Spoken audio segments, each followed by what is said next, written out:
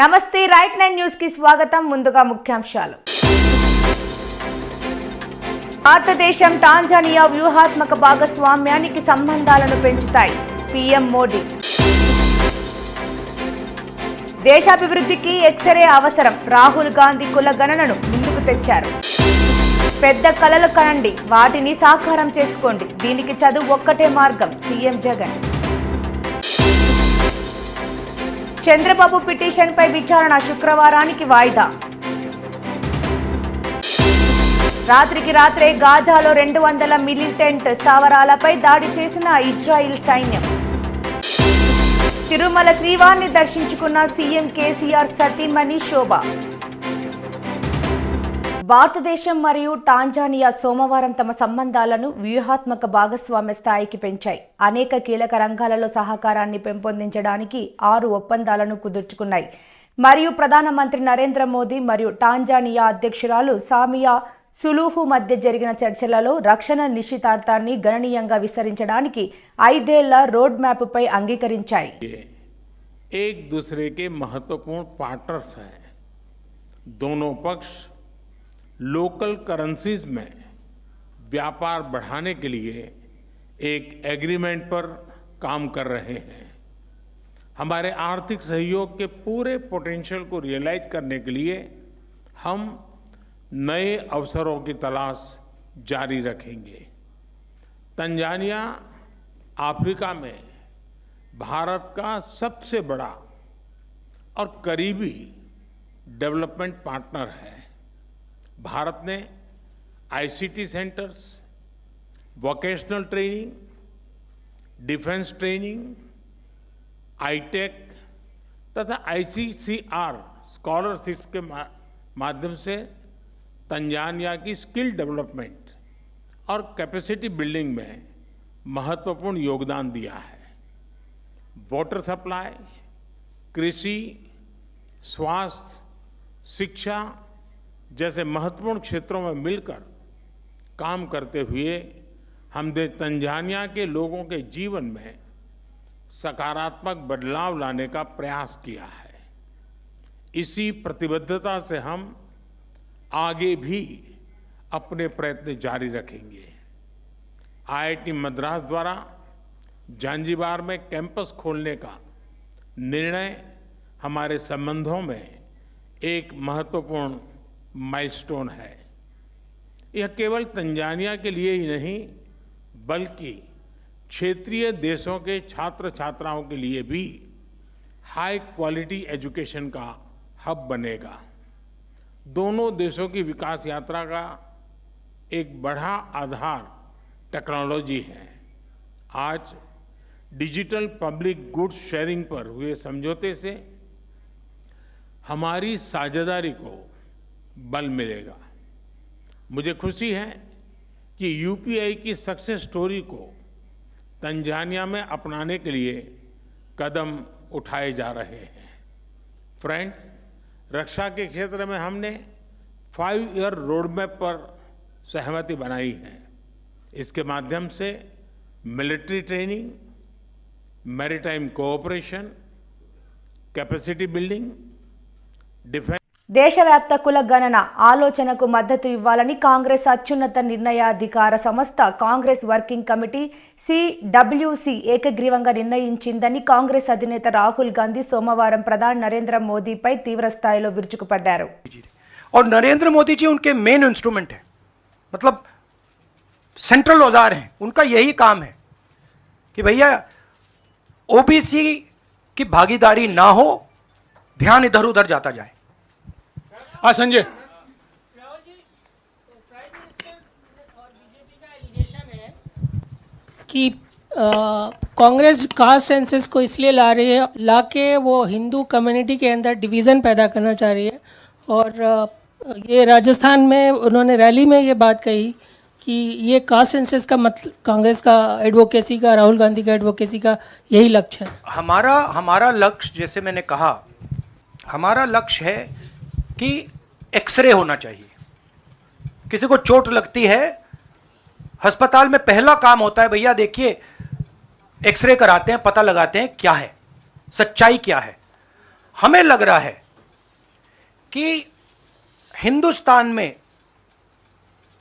जो भागीदारी ओबीसीज की होनी चाहिए, दलितों को होनी चाहिए, आदिवासियों की होनी चाहिए, हमें लगता है कि वो उनको नहीं मिल रही है, सस्पिशन है।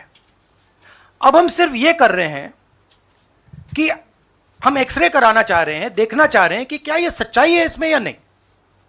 नरेंद्र मोदी एक्सरे कराने से क्यों डर रहे हैं? इसमें लोगों को बांटने की बात नहीं है, इसमें जो हक लोगों का है उनको देने की बात है। अब मुझे यह बात समझ नहीं आ रही कि हिंदुस्तान के जो प्रधानमंत्री हैं एक्सरे क्यों नहीं करा रहे हैं, एक्सरे करने से क्यों डर रहे हैं, और जहां भी जा रहे हैं आप नोटिस कीजिए कहीं ना कहीं डिस्ट्रैक्ट करने की बात कर रहे हैं। कभी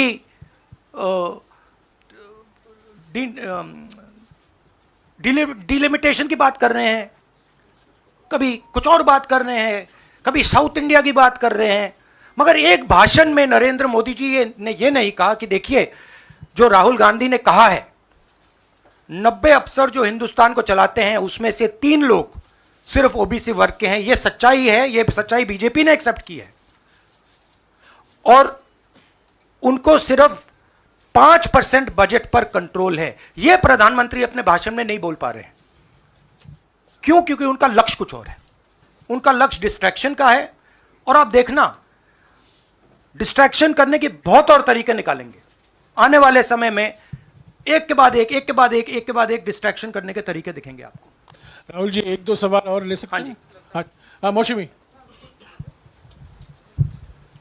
राहुल जी ये पूछना चाह रहे थे कि जिस तरह से प्रधानमंत्री नरेंद्र मोदी कह रहे हैं, कहा जा रहा है कि कांग्रेस के लिए ये बहुत ज्यादा नुकसानदेह होगा क्योंकि जो बची कुची अगड़ी जाति कांग्रेस के साथ है वो चिटक जाएंगी। तो पॉलिटिकली आपको लगता है कि ये कांग्रेस के लिए नुकसान वाला सौदा है? ये हमारा పొలిటికల్ డిసిజన్। ప్రపంచంతో పోటీ పడితేనే మన బతుకులు మారుతాయని సీఎం వైఎస్ జగన్మోహన్ రెడ్డి ఉద్ఘాటించారు. పేదరికం సమసిపోవాలంటే దానికి విద్య ఒక్కటే మార్గమని తెలిపారు. ఐక్యరాజ్య సమితి సదస్సులో పాల్గొనడానికి 10 మంది ప్రభుత్వ పాఠశాల విద్యార్థులు గత నెలలో 15 రోజుల పాటు అమెరికాలో పర్యటించిన సంగతి తెలిసిందే. ఈ నేపథ్యంలో వారంతా సోమవారం తాడేపల్లిలోని క్యాంపు కార్యాలయంలో ముఖ్యమంత్రిని కలిశారు. ఈ సందర్భంగా ఆయన విద్యార్థులతో ప్రత్యేకంగా మాట్లాడారు. అమెరికా పర్యటన ద్వారా గ్లోబల్ ప్లాట్ఫామ్ పైకి వెళ్ళడానికి మీకు ఆ అనుభవాలు ఉపయోగపడతాయి. ప్రపంచ స్థాయికి ఎదగాలన్న కోరిక మీకు మరింత గట్టిపడుతుంది. ఈ పర్యటన మీ మనసులో ఒక ముద్ర వేస్తోంది. ప్రపంచం ఎలా ఉంది, మనం ఎక్కడ ఉన్నాం, ఎంత వెనుకబడి ఉన్నాం అనేది అర్థమవుతుంది. ప్రపంచం వేగంగా పరుగులు తీస్తోంది. మనం చాలా వెనుకబడి ఉన్నాం. ప్రపంచంతో మనం పోటీపడి నిలబడాలి. అప్పుడే మన బతుకులు మారతాయి. ఇందుకు చదువు ఒక్కటే సాధనమని విద్యార్థులకు సీఎం వైఎస్ జగన్ దిశానిర్దేశం చేశారు. ఈ గ్లోబల్ ప్లాట్ఫామ్ మీద పోవడానికి, అక్కడ ఆ ఎక్స్పోజర్ పొందడానికి ఒక మనసులో ఒక ముద్ర వేస్తుంది. ప్రపంచం ఇలా ఉంది, మనం ఎక్కడున్నాం. సో ప్రపంచం is racing, we are far behind. So ఆ ప్రపంచంతో మనం పోటీ పడాలి, ఆ ప్రపంచంలో మనం నిలబడగలగాలి. అప్పుడే మన బ్రతుకులు మారుతాయి. మన బ్రతుకులు మారాలి అని అంటే education is the tool. And education అనే ఈ టూల్తో you would have to dream big. ఆ డ్రీమ్స్లో నుంచి రియాలిటీ బయటకు వస్తుంది. మనము జగనన్న విదేశీ దీవెన అనే వన్ ప్రోగ్రామ్ ఇస్తారు ఇన్ ద గవర్నమెంట్. టోటల్గా ఈ కొలంబియా యూనివర్సిటీకి మీరు పోయి వచ్చినారు. ఫీజులు చూస్తే 80 లక్షలు, 90 లక్షలు, ₹1,00,00,000 ఈ రకమైన ఫీజులు ఉంటాయి. మన ప్రభుత్వం జగనన్న విదేశీ విద్యా దీవెన అనే ప్రోగ్రాంతో నువ్వు సీట్ వస్తే చాలు, 1,25,00,000 వరకు it will take care of all the. ₹1 కూడా మీరు ఖర్చు పెట్టాల్సిన పని లేకుండా ఫ్రీగా చదివిస్తాం. అటువంటి కాలేజెస్ నుంచి బయటకు వస్తే, ఆ టాప్ 350 కాలేజెస్ నుంచి బయటకు వస్తే, ఆ 21 ఫ్యాకల్టీస్లో టాప్ 100 కాలేజెస్ నుంచి బయటకు వస్తే, ఒక్కొక్క ఫ్యాకల్టీలో టాప్ 100 ఉన్న కాలేజ్ బయటకు వస్తే, తను అన్నట్టు మన యోగి అన్నట్టుగా CEO for a particular big company అనేది ఆ డ్రీమ్ నిజం అవుతుందా? ఎందుకంటే ఆ CEOల లెవెల్లోకి మనం వెళ్ళాలి అని అంటే మనలో ఆ స్కిల్ ఉండాలి, మనలో ఆ టాలెంట్ ఉండాలి. మనలో ఆ టాలెంట్, ఆ స్కిల్ మనకు వచ్చేది మన చదువుల వల్ల వస్తాయి. ఆ చదువులు ఇటువంటి టాప్ కాలేజెస్ నుంచి బయటకు వస్తే ముద్రేస్తారు, మన స్కిల్స్ రాటిఫై అవుతాయి, ఉద్యోగాలు ఇచ్చే కార్యక్రమం జరుగుతుంది. అప్పుడు మన జీవితాలు అనేవి మారడం మొదలు పెడతాయి. సో ఆ కార్యక్రమానికి కూడా ఈ రోజు నుంచే మీకు ఏ సబ్జెక్ట్ మీద ఇంట్రెస్ట్ ఉందో, ఏ ఫ్యాకల్టీ ఇంట్రెస్ట్ ఉందో, ఆ ఇంట్రెస్ట్లో ఆ టాప్ కాలేజెస్ ఎక్కడున్నాయి అని వాటిని పర్సూ చేసే కార్యక్రమం జరగాలి. దాంట్లో సీట్ రావాలి అని అంటే మనకు ఏ దాంట్లో ఎంతెంత మార్కులు రావాలి. జీమాట్ అయితే జీమాట్, GRE అయితే GRE, టోఫుల్ అయితే టోఫుల్, ఇంకా ఏమేమి ఇలాంటి ఎగ్జామ్స్ ఏమేమి ఉన్నాయి. స్కిల్ డెవలప్మెంట్ అక్రమ కేసులో మాజీ సీఎం టీడీపీ అధినేత నారా చంద్రబాబు నాయుడు సుప్రీంకోర్టులో దాఖలు చేసిన క్వాష్ పిటిషన్పై విచారణ శుక్రవారానికి వాయిదా పడింది. శుక్రవారం మధ్యాహ్నం 2 గంటలకు తదుపరి విచారణ జరుగుతుందని కోర్టు వెల్లడించింది. కాగా మంగళవారం ఇరుపక్షాల న్యాయవాదులు హోరాహోరీగా వాదనలు వినిపించారు. చంద్రబాబు తరపున హరీష్ సాల్వే వాదించగా, ఏపీ ప్రభుత్వం తరపున ముకుల్ రోహిత్గి వాదనలు వినిపించారు. కాగా సుప్రీంకోర్టులో మంగళవారం జరిగిన వాదనలు ప్రధానంగా 17A చుట్టూనే తిరిగాయి. ప్రభుత్వ న్యాయవాది ముకుల్ రోహిత్గిపై జస్టిస్ బేలా త్రివేది ధర్మాసనం 3 ప్రశ్నలు సంధించింది. ఆ 3 ప్రశ్నలకు ముకుల్ రోహిత్గి సరైన సమాధానం చెప్పలేకపోయారు. ఇక 17A నేరానికి వర్తిస్తుందా, నిందితులకు వర్తిస్తుందా అని జస్టిస్ బేలా త్రివేది ప్రశ్నించారు. 2018లో విచారణ ప్రారంభించినప్పుడు ఏం కనిపెట్టారు అని ప్రశ్నించారు. అవినీతికి సంబంధించిన సెక్షన్ అమలు కాకపోతే మిగతా సెక్షన్ కింద ప్రత్యేక కోర్టు విచారించవచ్చా, మిగతా సెక్షన్ల కింద పెట్టిన కేసులు చెల్లుతాయా లేదా అని జస్టిస్ బేలా త్రివేది ప్రశ్నించారు. ఈ ప్రశ్నల్లో వేటికి కూడా ముకుల్ రోహిత్గి సరైన సమాధానం ఇవ్వకపోవడం గమనార్హం. కలియుగ ప్రత్యక్ష దైవం తిరుమల శ్రీ వెంకటేశ్వర స్వామి వారిని ముఖ్యమంత్రి కేసీఆర్ సతీమణి శోభ దర్శించుకున్నారు. మంగళవారం వేకువజామున అర్చన సేవలో స్వామివారిని దర్శించుకొని మొక్కులు చెల్లించుకున్నారు. దర్శనాంతరం ఆలయ అర్చకులు ఆశీర్వదించి తీర్థ ప్రసాదాలు అందజేశారు. టీటీడీ అధికారులు స్వామివారి చిత్రపటాన్ని బహుకరించారు. కుటుంబ సభ్యులతో కలిసి సోమవారం సాయంత్రం తిరుమల చేరుకున్న సీఎం కేసీఆర్ సతీమణి రాత్రి అక్కడే బస చేశారు.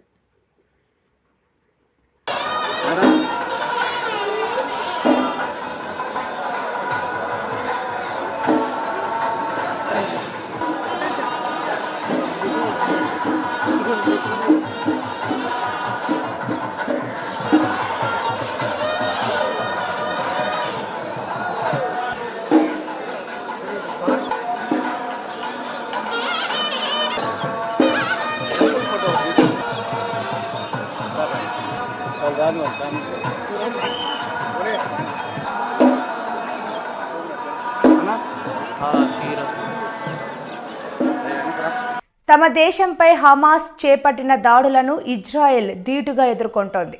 ఇందులో భాగంగా మిలిటెంట్ల పాలనలో ఉన్న గాజాపై విరుచుకుపడుతోంది. ఈ క్రమంలో రాత్రికి రాత్రే గాజాలోని 200 మిలిటెంట్ స్థావరాలపై దాడులు చేసింది. పాలస్తీనా ఉగ్రవాద సంస్థ హమాస్ దాడులతో ఇజ్రాయెల్ ఉక్కిరిబిక్కిరవుతోంది. దాడులు ప్రతి దాడులతో 2 దేశాలు దద్దరిల్లుతున్నాయి. తమ దేశంపై హమాస్ చేపట్టిన దాడులను ఇజ్రాయెల్ ధీటుగా ఎదుర్కొంటోంది. ఇందులో భాగంగా మిలిటెంట్ల పాలనలో ఉన్న గాజాపై విరుచుకుపడుతోంది.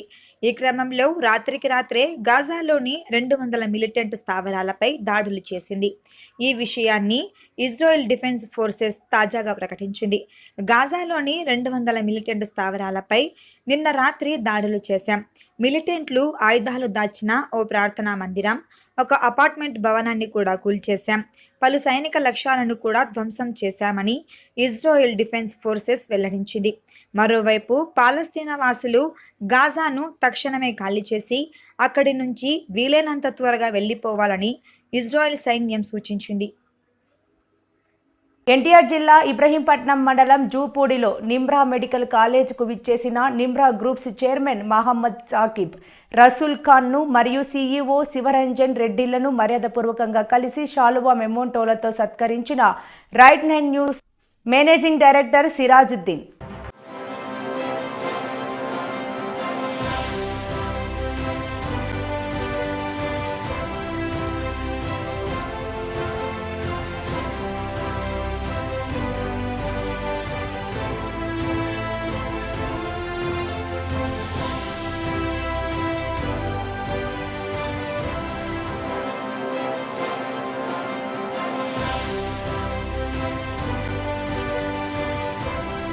విజయవాడ చెలరేగిపోతున్న దొంగలు, పెరిగిన బైక్ దొంగతనాల కేసులు. భవానీపురం హెచ్బి కాలనీలో అర్ధరాత్రి బైక్ దొంగలించిన తీరు ఆశ్చర్యానికి గురి చేస్తోంది.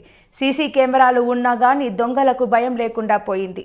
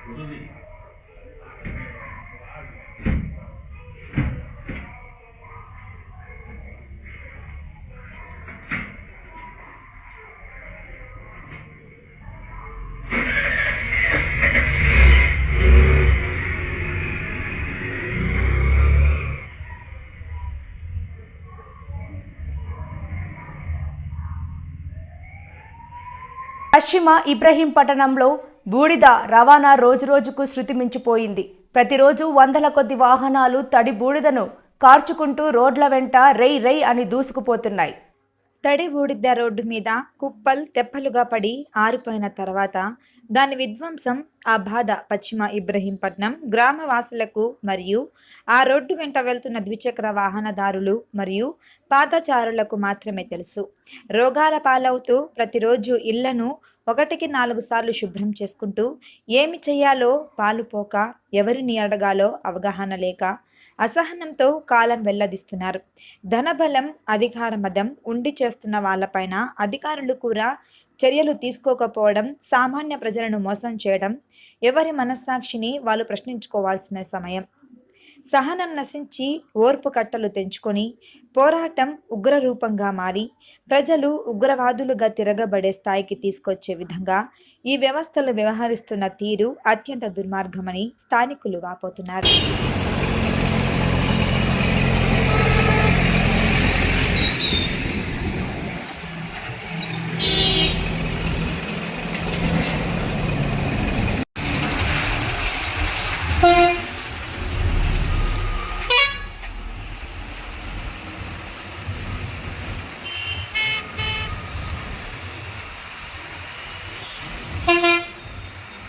నందిగామ నారా చంద్రబాబు నాయుడిని అరెస్టును ఖండిస్తూ బాబు ఆరోగ్యం నిలకడగా ఉండాలని, నారా చంద్రబాబు నాయుడు వెంటనే విడుదల చేయాలని మంగళవారం నాడు నందిగామ నియోజకవర్గంలో సర్వమత ప్రార్థనలలో పాల్గొన్న తెదేపా శ్రేణులు.